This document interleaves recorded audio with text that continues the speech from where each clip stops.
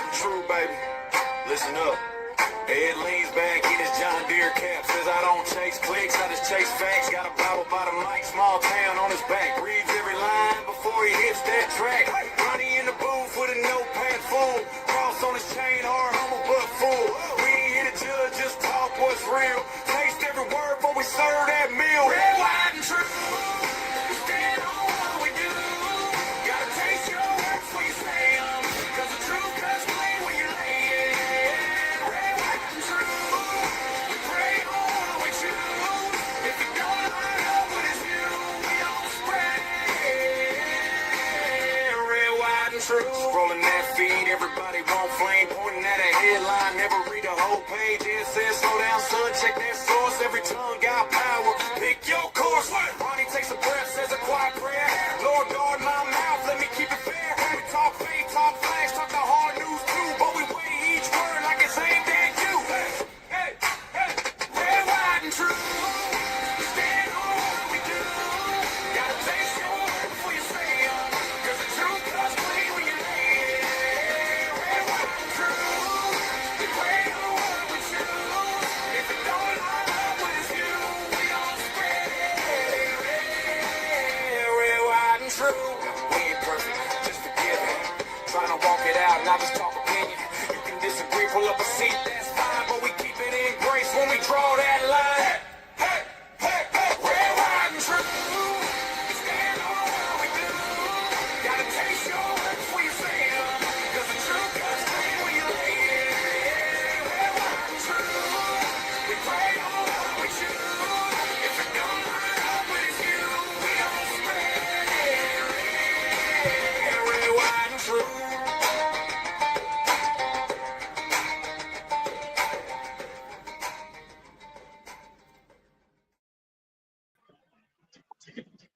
Yes, it is Red, White, and True here on Saturday night, August the 15th. Red, White, and True with Ed on the left and Ronnie on the right. That's right. What's going on, Ronnie? It's been a week, and I am ready for it to be over and ready to get some Z's. Well, it is good that we are both here. It is good that we've got some time because there is a lot going on in the world. And Yep. Sometimes we just can't give things all the adequate time that it needs because there are so many important things going on. But as we do many times, Ronnie, let's start off with something a little on the light nature. All right. Well, if you live with us here in Indiana, then your week has been pretty much like this. One day, it started raining, and it didn't quit for 4 months. We've been through every kind of rain there is. Little bit of stinging rain, and big old fat rain. Rain that flew in sideways. Sometimes rain even seemed to come straight up from underneath. Shoot, it even rained at night. Well, it definitely has rained here in Indiana this week. Yes, it has.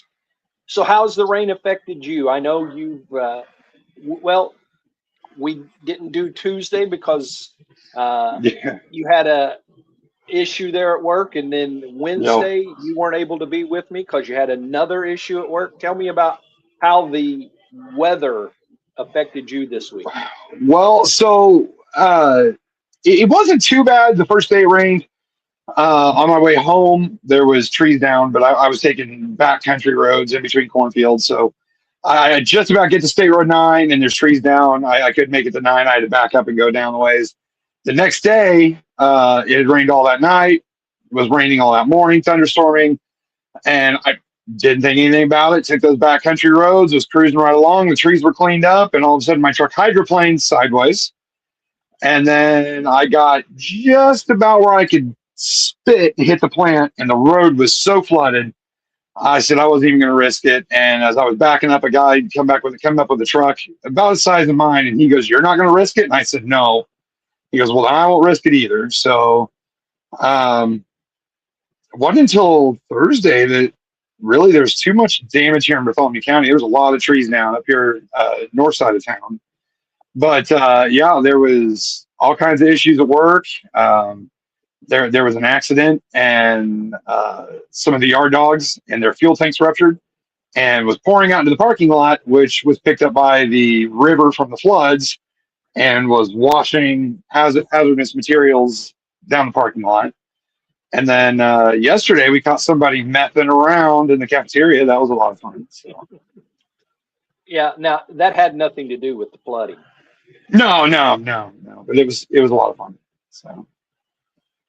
I guess I don't understand, but you would think that if somebody is going to do meth, they wouldn't put it in their pocket, realizing that they're going to be in their pocket and pull their hand out, and their meth might end up on the floor and somebody else might find it. And well, then they might get to spend the weekend in jail. Yeah, and lose their job, I'm sure. Oh yeah. So, yeah, there is quite a few trees on the north side of town. Out by the airport, there's quite a bit of damage. Out on 550, there where the cemetery is at Owens Bend, lots and lots of stuff down. You don't usually think of a cemetery having that kind of damage, but it's kind of outlined by, they're not pine trees, but maybe they're a fir, and a lot is down out there as well. So but absolutely, we don't have it nearly as bad as many of the other places here in central Indiana. I guess Connorsville and over in that area, which isn't that far from where you work. No, it's not too far. I think the video I've got here is Connorsville. Okay, go ahead with it. We'll talk some more.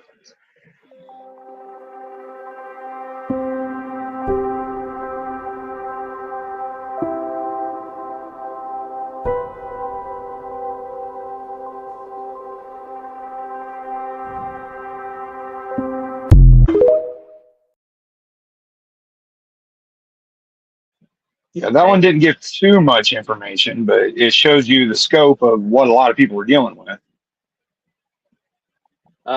Absolutely, it does. And it's reminiscent of what we had in 2008. That's how our county looked back in 2008.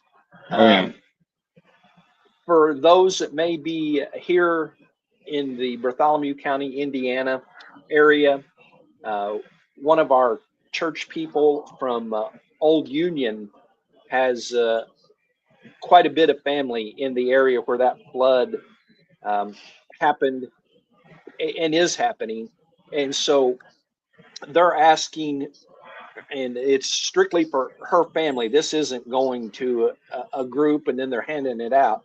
This is strictly for one specific family that has several different families in, it's parents and sisters and brothers. And but most of that is cleaning supplies, paper towels, toilet tissue, mops, those kind of things. And we're going to gather some of that stuff up tomorrow at Old Union and send with Sarah and Josh over to Connorsville. So if you wanted to participate in that, get a hold of me somehow, and we will get that stuff to the people who are going to be rolling with it over to that area.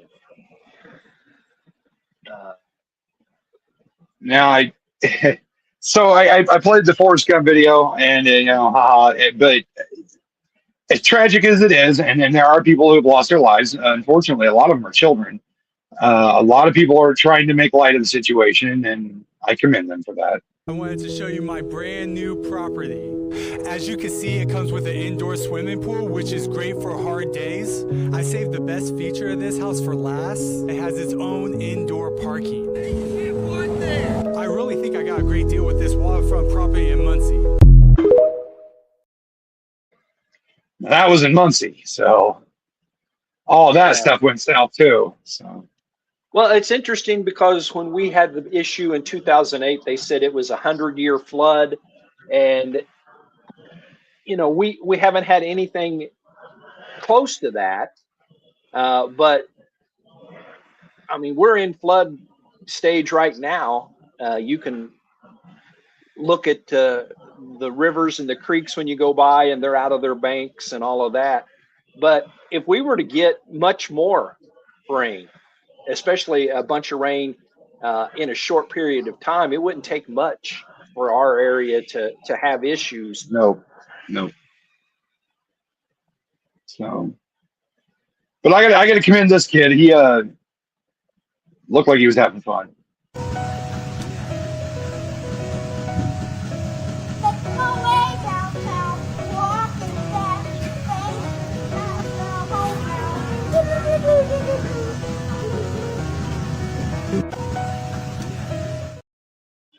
Now that reminds me of the flood in 2008. I had a couple friends of mine lived in Candlelight, and it was completely underwater, and we had to go rescue his dogs and his guns. And the only thing that we could find in this town that floated was a little rubber inner tube and a kiddie pool. And we walked through chest deep water to his trailer and got his guns and his dogs, and then put them in the kiddie pool and on top of the inner tube and swam them out. So I don't know how much playing around I'd want to be in all that water, but that video was fine. No, I remember in 2008, I came out of Walmart. We call it the ghetto Walmart here in Columbus. We got two. One's on the side of town where, there's a little more affluency. And the other one is on the east side of town. And, east side and all of that kind of stuff fits here in Columbus. And I came out of the ghetto Walmart, and a guy had just bought either a canoe or a kayak. And the water was all the way almost up to the Walmart parking lot from Clifty Creek over there. And he was fixing to put that in. I practically begged this man not to. Oh my gosh. I was like, this is not a good idea. And that was even before we realized the extent of things. And I'm saying, please don't do that. Somebody's going to have to come to rescue you. Right. And you would think you shouldn't have to tell somebody not to do something that stupid, but certainly Unfortunately, you do. Unfortunately, you do. So, you got anything else on the flood, or are we? That is all I've got on the flood. Well, I have a couple of Charlie Kirks. I want to play this one first. Just, I just miss him. And I've been watching a lot of Charlie Kirk this week.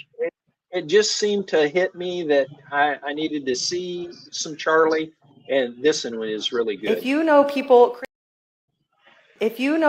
Christians specifically in your life, who say you're unchristian-like or not a Christian, if you don't agree with what's going on with the immigration or illegal immigrants, and they use Leviticus 19:33 through 34 as their argument to say you're unchristlike if you believe that illegal immigrants should be deported, what would you say to that? The verse Leviticus 19:33 is to love the foreigner because you were once a foreigner in their land. The whole idea of borders is a Christian and biblical idea. Let's look at one of my favorite books of the Bible, which I think is Trump's favorite book of the Bible, because it's all about building the wall. It's the book of Nehemiah. The entire book of Nehemiah is about building the walls around Jerusalem, building the walls of Israel. Now, did they build the walls because they hated people outside, or because they loved the holy covenant that God gave them and they needed to protect it against the threats outside? Immigration law must be enforced to everybody, regardless of the sob story that they give. Otherwise, you do not have immigration law. Now, this might bother some people. They say, well, they come into the country because they want a better life. Am I allowed to rob a bank because I'm hungry? Am I allowed to take my neighbor's stuff because I need it? No. In fact, stealing is wrong, regardless of the story that you tell yourself. We are a nation of laws because we are a Christian country that believes that the law is a teacher and a law is a civil instrument towards a free and orderly society. Under no biblical context is it God's wishes for our nation to have chaos and uneasiness or unruliness. Do you think that God smiles when 20 million people come into the country uninvited? When girls are sex trafficked across the southern border, or the cartels are wreaking havoc over the border? They're cherry picking scripture because they can't ever confront the idea that if you break into somebody else's country, you are a criminal and you should be returned back to your country of origin, period. Now, do you miss Charlie Kirk or do you miss Charlie Kirk? Yeah, I've actually, every once in a while I catch scrolling through TikTok, and I've been watching a lot of Charlie Kirk lately. And yeah, I mean, the more and more I think about him, the more and more I'm just like, man, I miss that guy. I wish we could have one more year with him, you know? Well, the thing is, he just had such a way with putting what everybody thinks into the proper words. You know, people would take that as offensive just because of the topic it is. But Oh yeah, they couldn't find his demeanor. You know, he didn't cuss anybody out. He did, you know, he didn't make the person that asked it was a good question, but he didn't make that person feel stupid. And I think that's one of the reasons the left hated him so much is oh yeah. he could smack him around and smile while he was doing it and make him say thank you. I listened to one, and I wish I was able to save it, but I was on my way to work, and it was like a 20-minute video. I just had to go in the console, listen to it, and it was him going to town on this woman because she was so wanting abortion. Like no matter what Charlie would say, she would try and come up with some stupid roundabout thing about abortion, and you know it really bothered me. Because somebody could stand there and listen to all the reason that Charlie was spitting out of how abortion is wrong in every which way possible, and she'd still argue that it wasn't a person. You know, it doesn't matter. It's not a person until the day it's born, and it's according to her, and it doesn't have sentience until the day it's born, so it doesn't matter.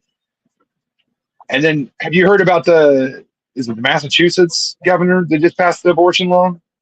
Yeah, I talked about it I mean, I probably should cut my section of that out and just publish it because, yeah, I was kind of on it on Wednesday. Were you? And, that was, you know, the one video where it's her signing and it's all women in the room and they clap. Yep. And it's like, are you kidding me? You just cheered killing a baby. Yeah. Right before it's born, all the way up until birth. And yeah, we can't get started on that tonight. We'll never, ever, ever get done. We'll never stop. Yeah. Right. Another 45 seconds of Charlie. If you're wondering why Erica Kirk doesn't answer Candace's questions, this is why. Every person in this room will lose on your own against Satan. Every single person, myself included.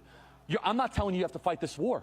We're in the midst of this war, and some of us are trying to fight it for ourselves, right? And sometimes we go to earthly means to do this, right? We go to yoga class, we try like all these different substances. All I'm saying is you keep on going into the earth to try to defeat the king of the earth, which is Satan, you're going to lose. So instead, you just got to step out of the way, and you just got to worship and say, Jesus, can you just take care of this, please? Can you just come in here and slay this for me and take care of this for me and win this battle for me? That's what you got to do. And he will never, ever forsake you or abandon you. Wow. Never, ever. And, you know, he was such a good speaker on such a variety of topics. He could go immigration. He could go Christianity. He could go abortion. I mean, you know, pretty much all the different hot button points he could speak to. And speak intelligently too.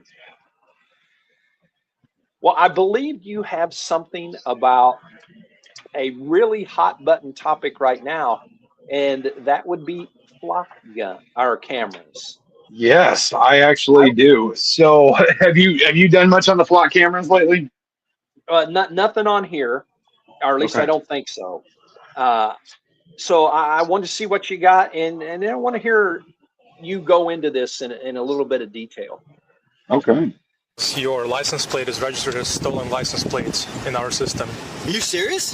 Dozens of drivers nationwide say they're being unfairly pulled over, some even at gunpoint. Keep your hands above your head. Due to alleged misuse of Flock Safety's license plate readers. And it's not just mistakes causing concern. This week, 3 Georgia police officers were added to a growing list of cops accused of misusing the camera technology to allegedly stalk citizens, including ex-wives and girlfriends. I don't think that Flock created police abuse. I mean, can you put yourself in those women's shoes? No, it's horrible, and I apologize. Did you take enough responsibility soon enough? I think hindsight is a brutal tool.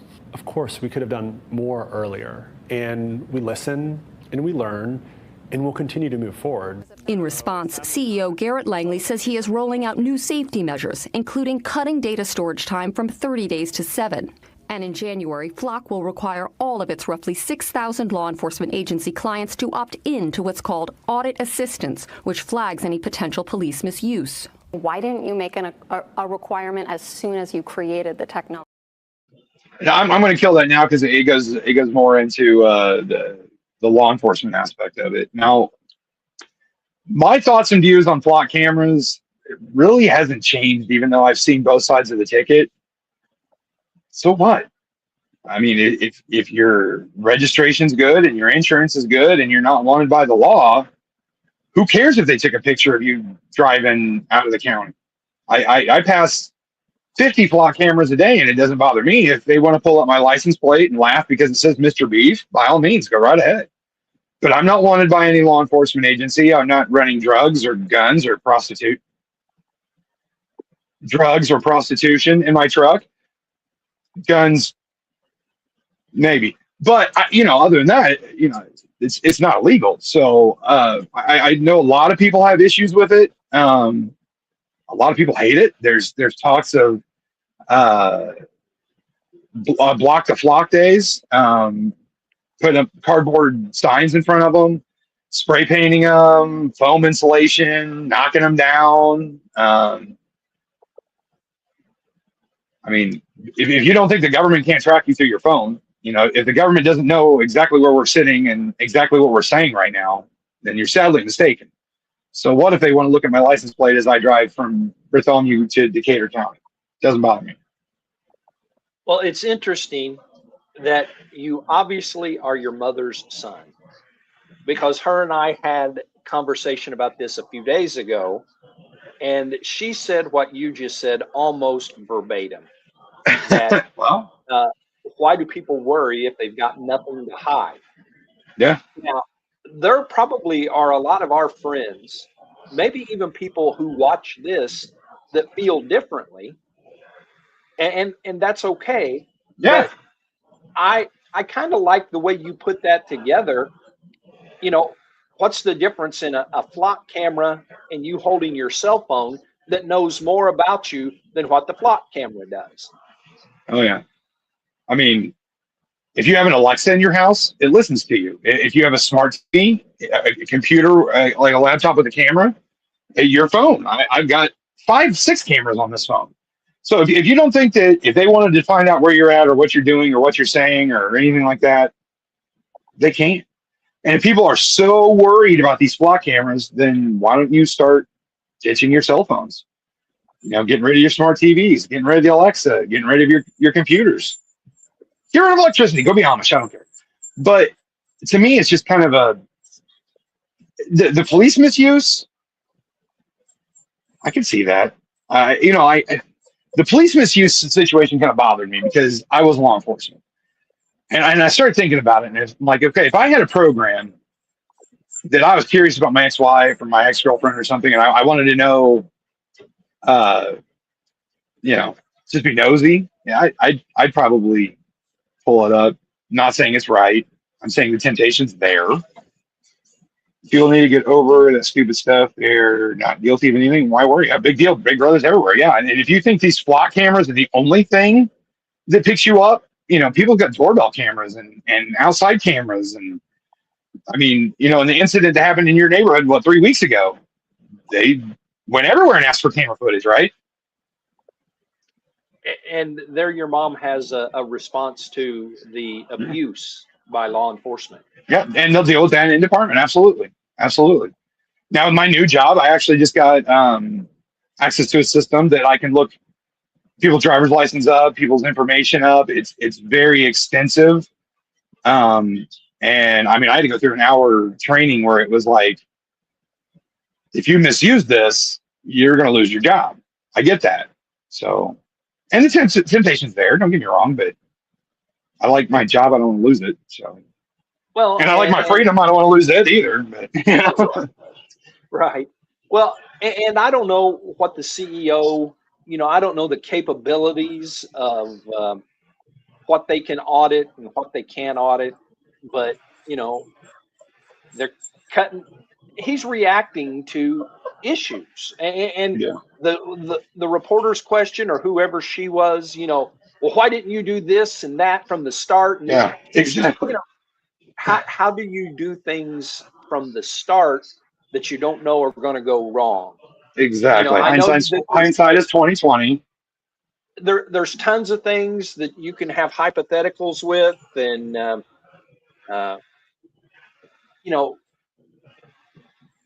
that's just the way the world is.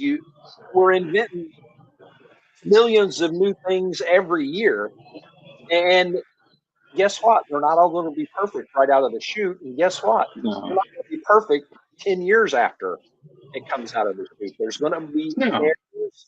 I mean, our friend Trevor, his website was down this week for almost a day, and the server company that he uses had some kind of an issue that sent everything down, and it wasn't like it was hijacked or a cyber attack or anything like that. They just had something that happened that caused it to go down, and life is that way. Things aren't perfect and are never going to be. Jesus was perfect, and we can have perfection when we get to heaven.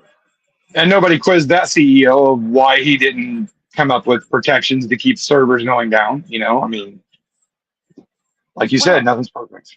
So, if war was perfect, we would have been out of Iran already and not lost one single soldier, and Iran would have been a parking lot except for all the good citizens there. But it's not. Nothing goes 100% the way that we want.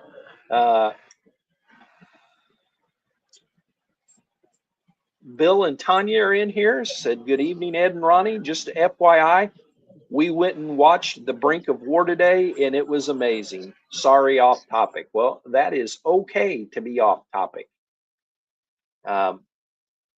Welcome. Glad you guys are here with us. And so, well, we ain't making very much progress, but since how they went with that topic on a movie, I have got a trailer for a movie that opened this weekend, and let's go with that right now. This is the story of Elijah Peel, the famous rock star. Rock and roll! But when I first met him, he didn't look famous at all. Where am I? Hello, Elijah Peel.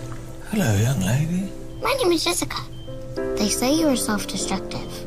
Too many girls, too much partying. I think someone's been watching a bit too much telly. I thought you might need to pick me up. You should be asleep, but that's a job well done. So I said, hey, we are the wild ones. We are the free ones. So let's just be one. I really think I found the new Elijah Peel. And it's really good. What is this music? Tell that holy roller he's got 3 weeks to get me a pop record or he's finished. It is good. I was just writing a song with you in mind. What's it for? Beauty and the Beast 2? How about you keep your day job of being a giant pain in my rear end? She's dying, Mr. Peel, dying.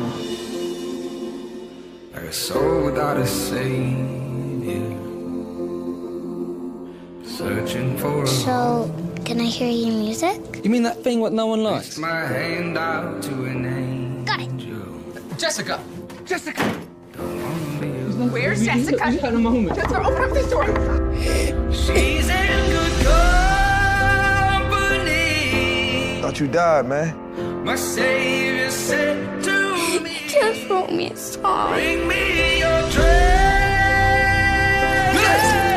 Help! She can't breathe. She can't breathe. Bring me all your gold. I want to help, okay? Please, if you will let me help. Oh, life too short. A life too short. And a story too old. Hey there, sleepyhead. Something's new. I'm new. A new heart. Yeah, that's right.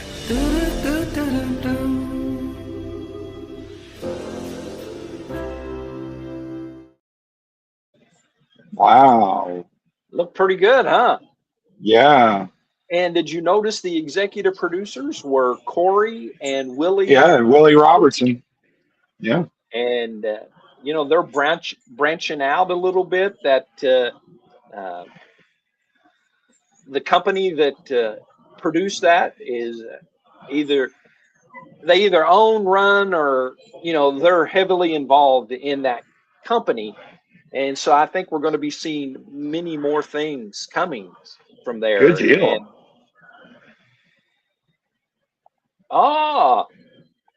And, there, Bill and Tanya. Actually, it wasn't off topic. It's about Reagan and the arms war with Russia. And it wouldn't be off topic because that was my life from 1980 to 1984. Reagan and the arms war with Russia. So I need to go see that. Yeah, for sure. I might even take my wife. Leave her there. Leave her there. She'll be all right. Well, let's go. I want to see what the World War II memorial issue was. Went over very, very briefly Wednesday, I think. And then let's go with the ice gloves. Okay, so this is ridiculous. Fortunately, the woman turned herself in. She videotaped herself turning herself in. I actually saw that first, but this is what she did.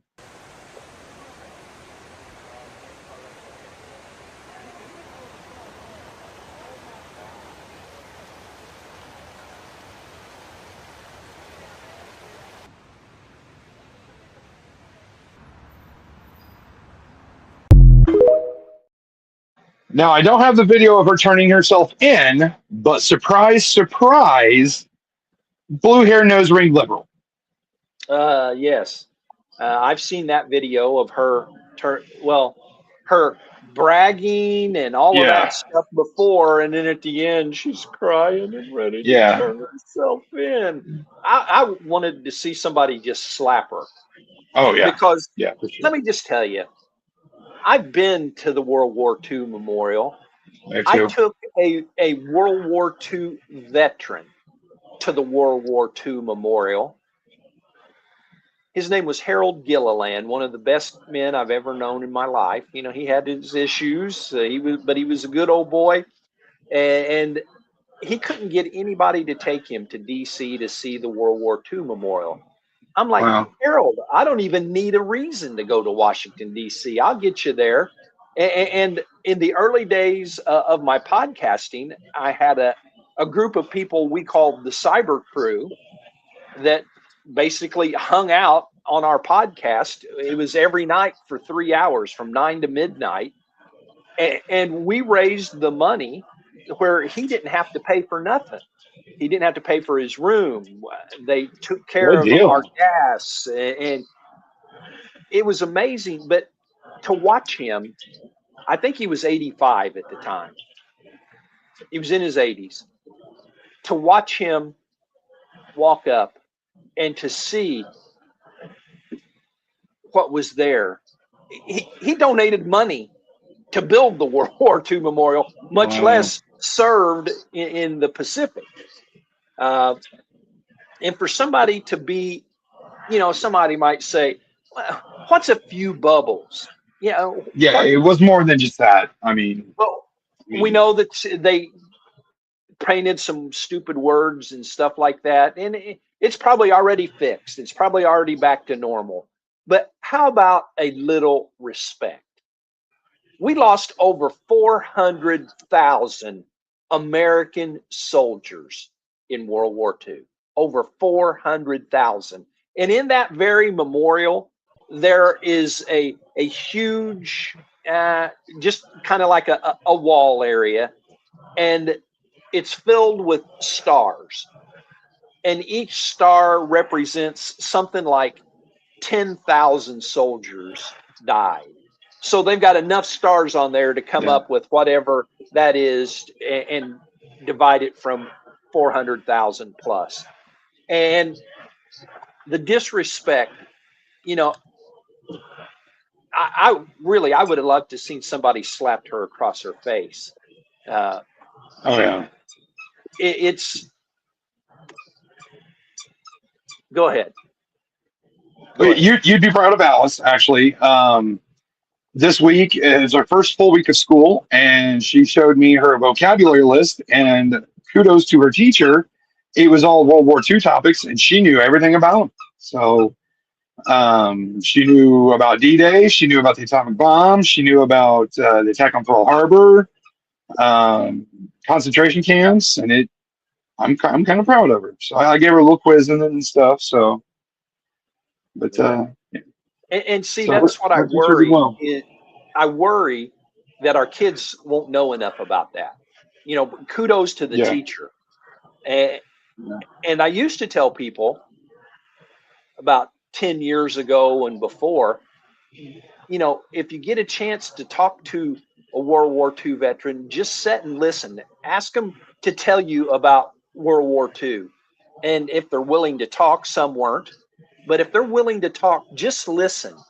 Maybe even record it or make notes, because what they're going to tell you, you probably won't find in history books. Not because history books are bad, but they were World War II, the troops, and so but we can't say that anymore, because if they were in World War II, they'd have to be right at 100 right now, and there's a handful of them, several thousand, but not many compared to what there were 10 years ago. And they called it the greatest generation, and they got that one right, because they saved the world. Absolutely. I actually did a lot of watching last night. I was too excited to sleep, but I did a little bit of watching last night on the behind the scenes of Band of Brothers. Now, have you ever seen Band of Brothers on HBO? Yes. It was pretty cool. It talked about the real Captain Sobel and that whole unit and everything, and it was cool to find out what happened to them, like who they really were in real life and what happened to them after the war and stuff like that. So Alice probably knows that because of me. Well, yeah, I mean, there for the longest time, I had a World War II museum in my living room. So, well, and your mom goes on to say the schools don't do much of that in history anymore. No, unfortunately. Well, let's go with ice gloves. Yes, does that mean cold? Ice for the cold. Might make you feel cold. Here's a quick tutorial on their new plaything. So he's refusing to release his grip on this. Sir, put your arm out to the side. No, thank you. Put your arm out to the side. No, sir. I'm going to apply the glove. Put your arm out to the side. Last warning. No.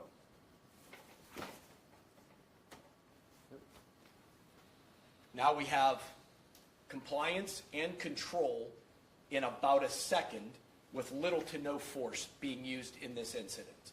That's the overarching goal with the glove, is to reduce the amount of force that needs to be utilized to gain control of a non-compliant individual. Now, that didn't explain a whole lot what it is, but it's a taser in a glove that they can, touch your skin, creates an arc, and gives you the same voltage as a taser. Now, like we were talking with the flock cameras, I can see overuse in this. I spend most of my days at work in a room full of cops and former cops, and we be zapping each other in the butt.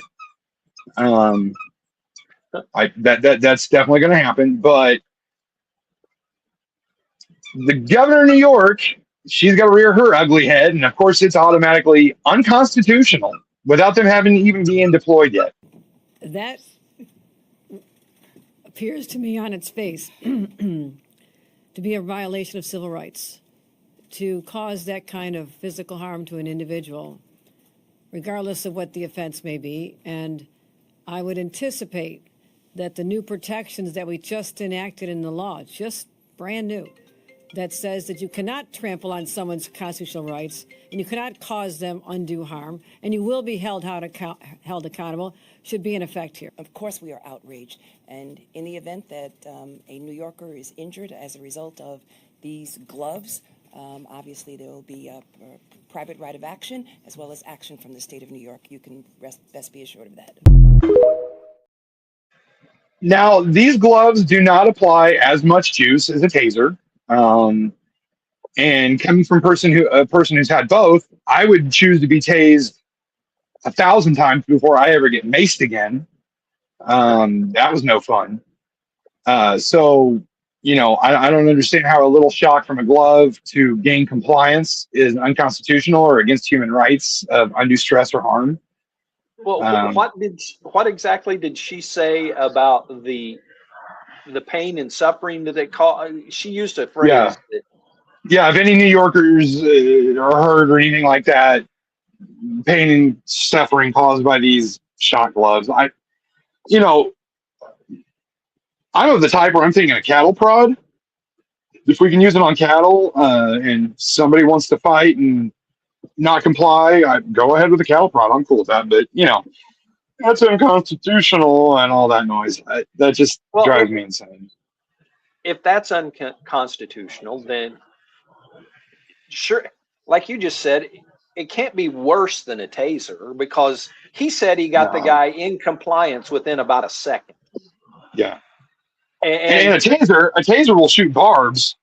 So one usually goes somewhere below your waistline and about your butt area, and then one goes above it in your back, and that creates an arc of electricity, and that, I mean, it'll automatically take you down. Now, it hurts, mostly because you're getting shot with barbs, but I can't see how a little metal pad on a glove, you know, just touching somebody's arm is going to cause them undue pain and suffering. Maybe they should have complied, and they wouldn't be in pain or suffering. Again, play stupid games, win stupid prizes. So they being the governor and the DA and, you know, the two libtards that we just watched, they complain from one spectrum to the other. They complain when ICE is about to be run over by a truck and they have to shoot and kill the person, all the way down to now they complain because they get a 1 second jolt. Yeah. You know, I just wish one time that people like that would be on the side opposite the criminal. It seems to shake their hands. I like that. Oh, for those that are out there, may not have heard, my dear wife says somebody just needs to shake their hands. That's right.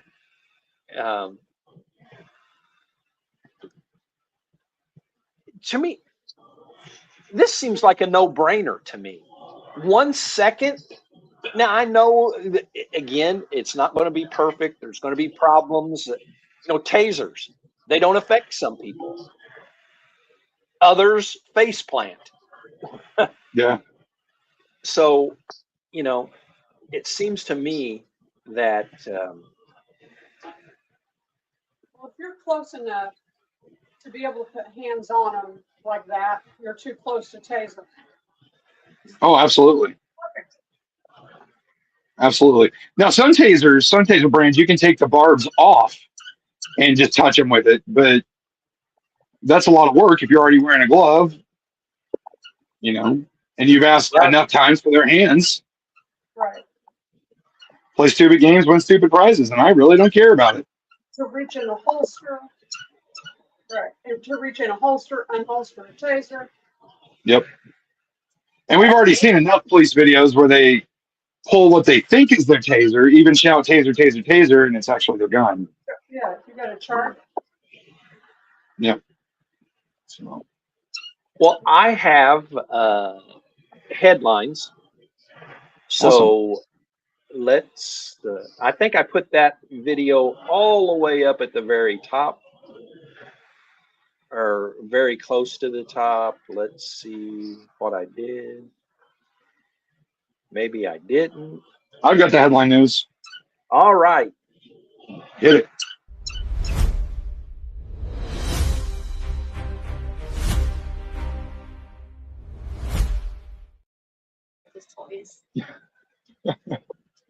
All right. Well, as is the case most of the time, Trump, Iran, and the Strait of Hormuz. You know, same thing, different day, except there were a couple of things that Trump said this week that was really, really, really interesting. Trump said that since we had defeated Iran, that he was going to make the Strait of Hormuz a U.S. territory. That's interesting. I'm not sure he can legally do that. I don't know that Trump always worries about those things up front. Can Trump pull that off? I know that the Middle East nations are getting more upset with Iran every day. So there is that. There's been a lot in the news, and I've had people ask about the stretching of the ammunition or munitions. You know, are we running out of bombs, missiles, et cetera, et cetera? And you know, there's got to be something to that, Ronnie. But I really don't believe we're at a critical level. No, I don't think so. And that's like all the rumors about the Abraham Lincoln. I don't think those are real either. Now, well, are they going to have some issues? They've been at sea for 255 days. Yeah, there's going to be issues, but. Well, here's the thing. We should be prepared for a major war. Yeah. And while we've bombed a lot, we've not bombed to the point of a major war. You know, we've not had. No. Well, we're in a period right now where we've stopped again, and so I think that there probably is some issues, and I think that Hegseth and everybody involved in that area would be stupid to come out and say, "Well, yeah, we're almost out of missiles." Yeah. So I kind of just wish people would shut up about that. Next topic. I mean, if people really thought about it, we have the highest funded military than the next 30 countries, and over half of them whom are allies. So if you think the United States is running out of missiles when Ukraine and Russia have been going at it for how long now? No, we're not. 4 years. We're not running out. We're not running out. That's my point exactly. You know, they're in a continuous conflict, using dozens probably every single day, if not hundreds. And so I'm thinking that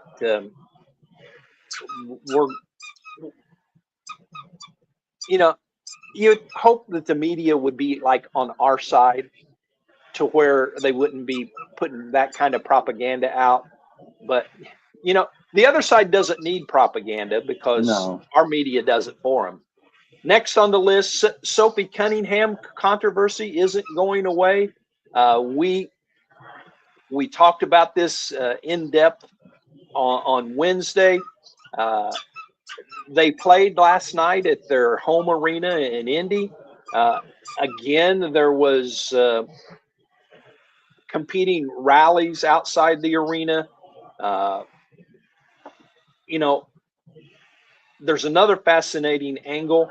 WNBA legends are gathering for Hall of Fame weekend and are openly acknowledging that the league's explosion in popularity has brought far more scrutiny, controversy, and political debate with it.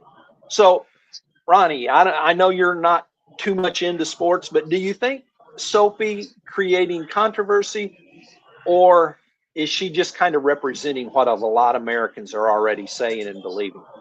She's representing what the majority of Americans are already saying and believing. You know, everybody's thinking, in all honesty. So, you know, I support her. I haven't followed too much. I know we talked about it before. I think the blue hairs just need to knock it off.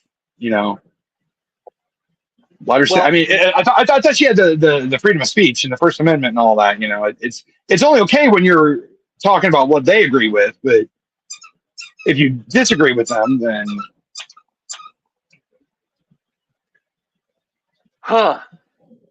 we talk about the same thing quite a bit. You know, the blue hairs and yeah, having their hypocritical stances and all of that.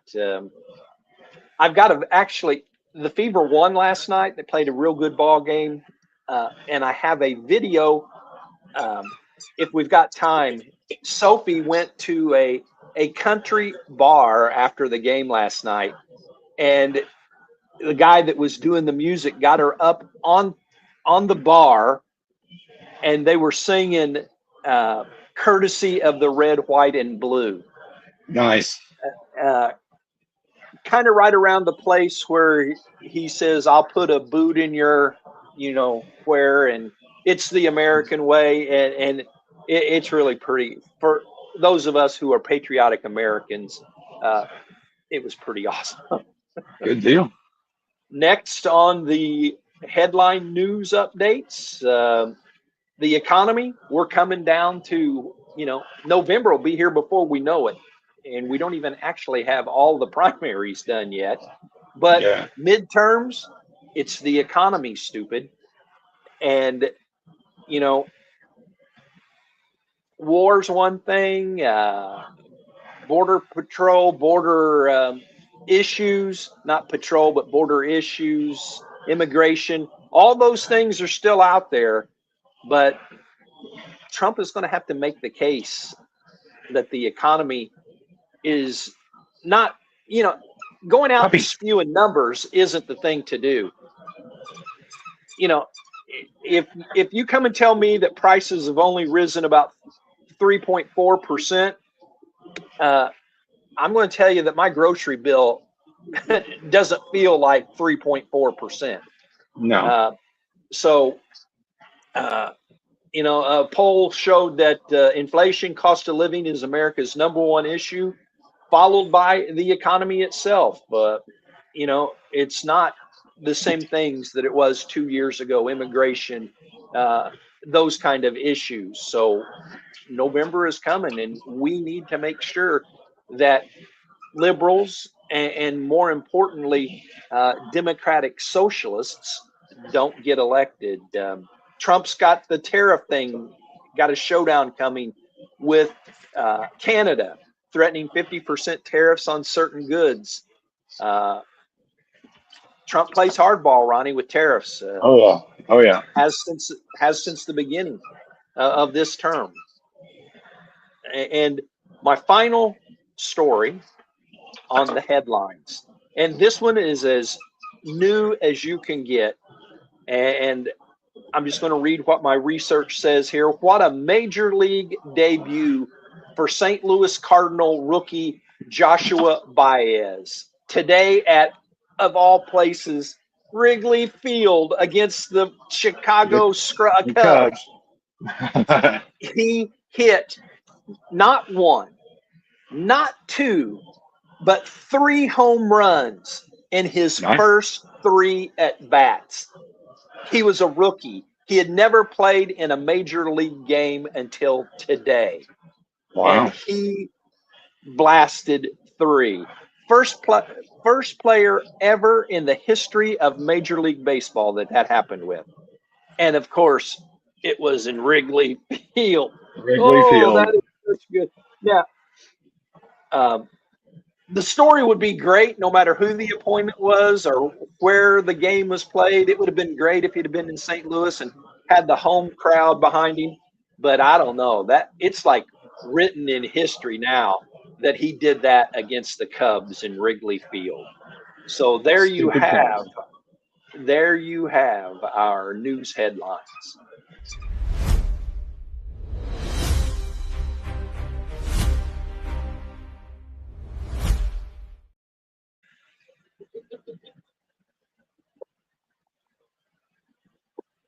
Right. Well, I've got a couple of things on the Ronnie front here.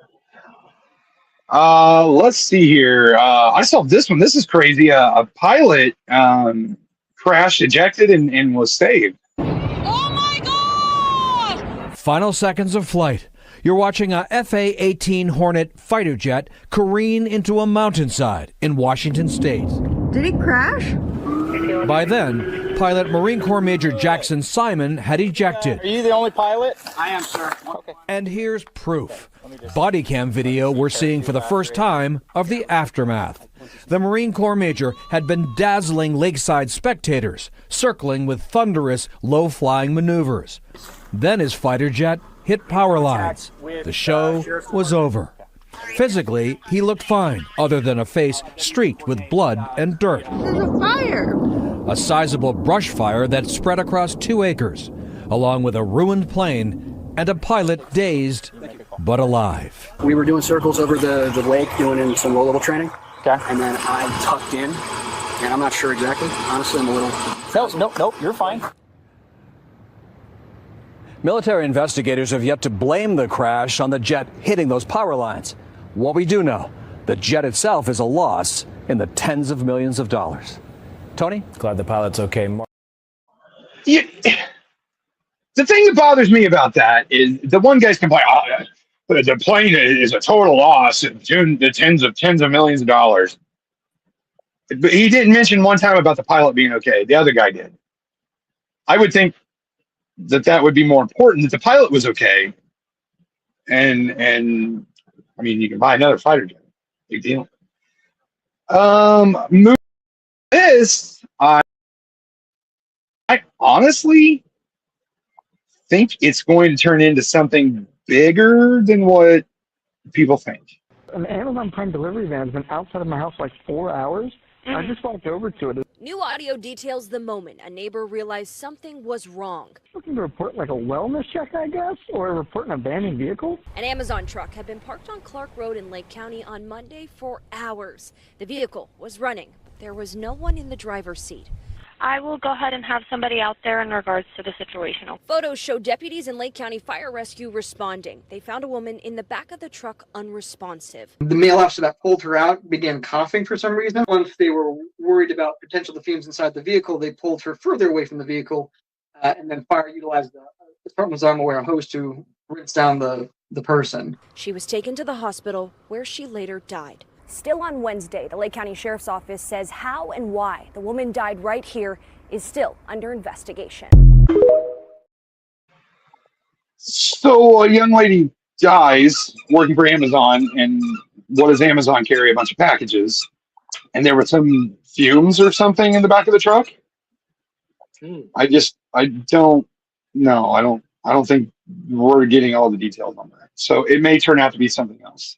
Of course, right after 9/11, who can forget about the anthrax letters that was mailed everywhere?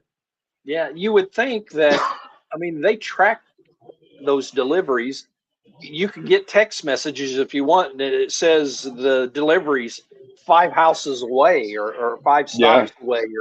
So I'm surprised that they don't have some way of, some red flag of they've not had moved in 4 hours. Yeah, within 4 hours. That seems kind of strange. But it didn't say what killed her. There was fumes. They sprayed it down. The police officer started coughing after 4 hours. I don't know. It's bothered me since I've seen that video. keep on rocking. All right. Well, I know a guy that does a pretty good Trump impression, and he does it better than me. When it comes to the president's directive, he said, Pete, deliver peace through strength, put America first, and apply common sense.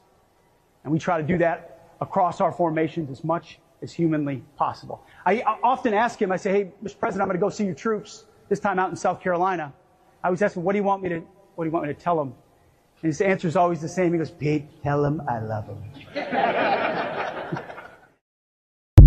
Welcome to the show. Good evening, everybody. It is such a pleasure to be here on Red, White, and True with Ed and Donald Trump. It's a very beautiful. He does it better than me. I don't know. That's the first time I've heard him do it. So. Oh, really? Yeah, I'm getting broken in with Pete doing that. That's pretty cool. That's pretty good. So, did you cover anything about Caroline Leavitt? I did. I read her announcement and a little bit of the president, what he had to say, but I'm pretty sure that you might have something from somebody named Psaki or something like that. Yeah, she just circles back all the time. So, actually, it's kind of weird, and I don't know. We'll just play this video and see if it's the one I'm thinking of. Let me ask you some questions. You were the former White House press secretary. The current White House press secretary, Caroline Leavitt, has just announced that she's going to be departing. She'll leave at the end of the month. She just had a second baby. She wants more time, she has said, with her family here. In your book, the first rule that you wrote for a press secretary is don't lie. Is it possible to serve as a press secretary to Donald Trump and maintain that rule? No, because you have an audience of one. Donald Trump is her audience. He clearly loves her, as far as we know.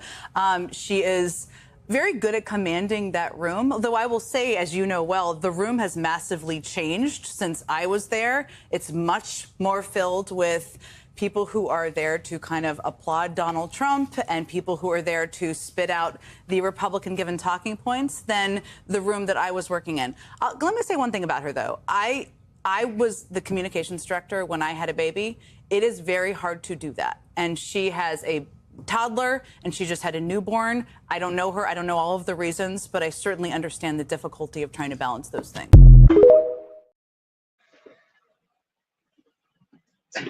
Don't lie. I love how she says that the room has changed to where there are a bunch of reporters pushing the Republican and the Republican points of view and everything Donald Trump wants them to say. And it was very different from the room I was in. Yeah. Well, they pushed the Joe Biden agenda and the blue things and the liberal leftist Looney Tune things that you wanted them to say. So, yeah, I get the room's changed. Big deal. Let me just point out, and I had to squint just a little bit, that was done on MS Now, which used to be PMS NBC. So, because what a leading question that was. Is it possible to not lie when you work for Donald Trump? Right.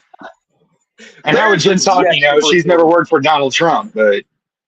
Well, you know, we love Caroline and we urge Democrat senators to vote to reopen the government and to do the right thing.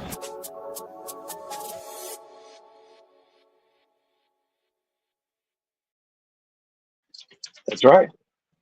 But the one thing I've heard that where all this stemmed from is that you've heard about the Air Force One scandal where he was taking off in Turkey and they put him in a refrigerated cart and took him to somewhere else. But all the, like Marco Rubio, Pete Hegseth, all the reporters were still on Air Force One.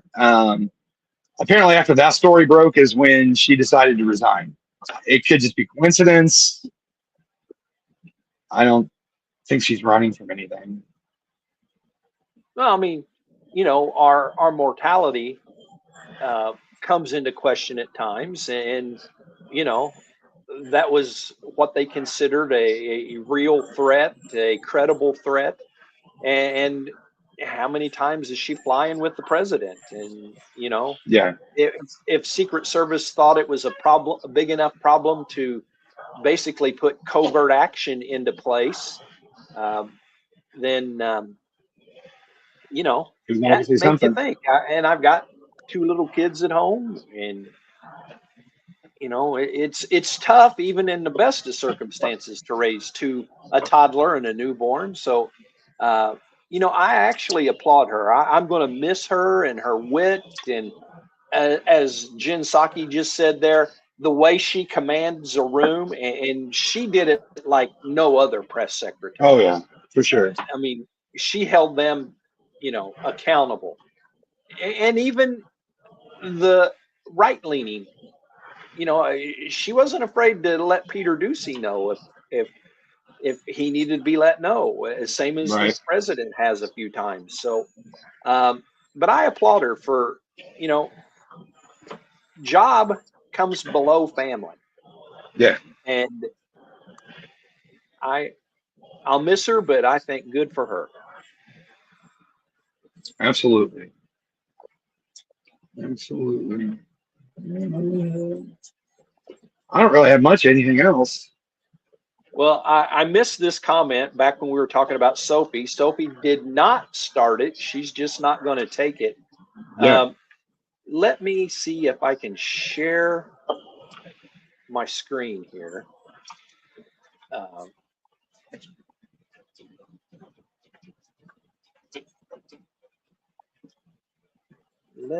Well, maybe I didn't. I must not have shared it on my.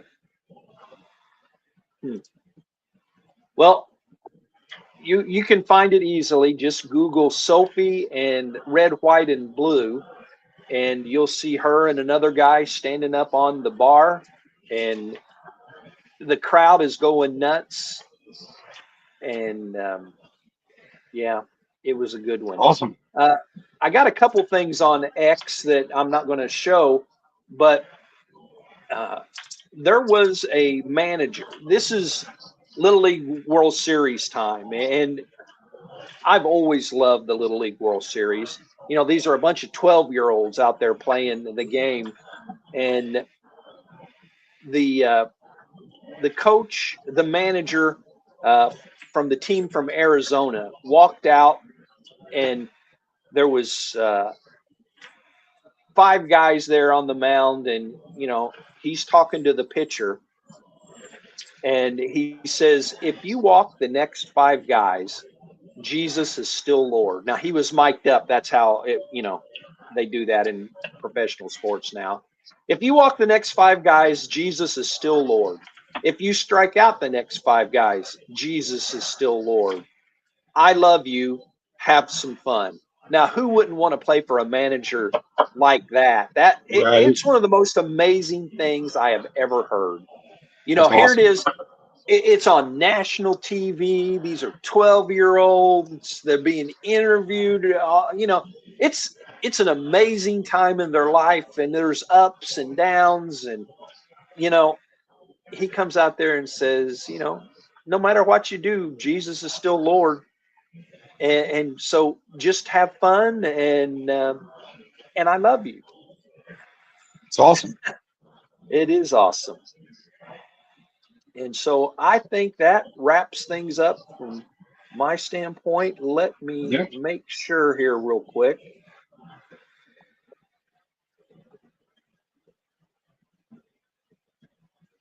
I've got the outro video. It's kind of long. It's 3 minutes and 35 seconds. If you would like to stay around for that. It's a movie that's being made. It's talking about stopping Islam in America. So I've been telling people this is on my heart and mind, and that I'll probably mention something about it every single time we're on. Oh, yeah. And so that's what the outro is. Say goodnight, Ronnie. Night, everybody. Thank you so much for being here. Unfortunately, I won't be here again this Tuesday. My schedule changed. I'm now working 2 to 10. Yeah, so 2 to 10. So unless we could record it earlier, I probably won't be on this week until Saturday. So. And now, is that a temporary schedule change? Yeah. It's just this week. I'm working second shift this week. So. Okay. Well, until we see you again, the plan is for Tuesday, Saturday next week. Anything else comes up, we may see you sooner than that. Go to church tomorrow. Go to church tomorrow. You'll be happy that you did. You may not like the preacher.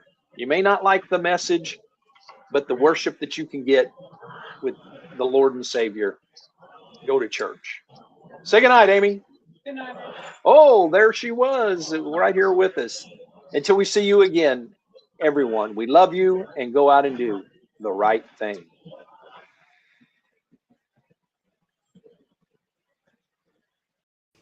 So the stated purpose of the Muslim Brotherhood, which America became aware of in 2008, when the evidence came out in the Hamas Holy Land Foundation trial here in Dallas, was that the Muslim Brotherhood's stated mission is to destroy the United States of America from within.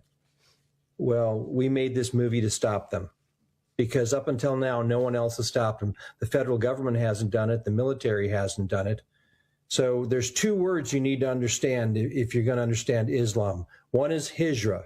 Hijra means immigration jihad, and that comes from by example from what Muhammad did when he was kicked out of Mecca and how he took over Medina. That was immigration jihad. It's what you're seeing throughout Europe. It's what you saw 2 days ago in Spain, and it's what's happening here. And the other word you need to understand is taqiyya. And taqiyya means to lie and deceive in order to further jihad. So that's the two these things that we're dealing with right now. And the reason the movie is called Remember the Alamo, Don't Shri My Texas is because I've been fighting against the Muslim Brotherhood for 19 years, ever since we ran into jihadis in West Texas on the border that the Sinaloa cartel was bringing in. They had threatened to cut off my friend's wife's head when she reported him to law enforcement. So we staged on that ranch for 2.5 days with 5 different agencies. And we stayed there till the current danger had passed. Like I said, they had threatened to cut her head off and take it back to Chihuahua. We thought that they shouldn't do that. So that got me working with the task force out of the Department of Defense, put together by Rich Higgins and led by a man named John Guandolo. And we've been working together now for 19 years. We've had very good success. We stopped the Council on American Relations in the intelligence profession. We believe that they are the propaganda arm of the Muslim Brotherhood. And 11 years ago, they tried to bully my daughter's school district, our school district, my daughter's school, into putting Sharia law into the school district. And they were going to use that as precedent for the rest of the country. But they didn't understand that they came into a little cowboy town where I had already been doing this for several years, had worked with the task force out of DOD. The head of the school board escaped from Iran, so he knew what their game plan was. So we rallied the churches together. We spoke at the town council. And when we came to the school board meeting, we laid out who the Muslim Brotherhood is, what their stated mission is to stop, to destroy America from within, how CARE is their press arm, and what Sharia law is, and how they had just put Sharia law on our kids, and our kids wouldn't even be able to draw Jesus at Christmas in a manger, because Sharia law says you can't only not just draw Muhammad, you can't draw any of the prophets. So 5-0, the school board came together, liberals and conservatives, and they kicked CARE out of the school district. CARE came back, said, we're going to sue you. We said, bring it on. And they backed down like bullies do when you punch them in the nose. Winning peacefully, how we did in that school district, is the model that we're going to use to win Texas. We win Texas, that'll be an example for the rest of the country. And they have to take down Texas, because they believe if they take Texas, they take the United States of America. Yeah. And if we had more than 4 minutes, we could go into what's been happening here in Texas. It's just absolutely insane.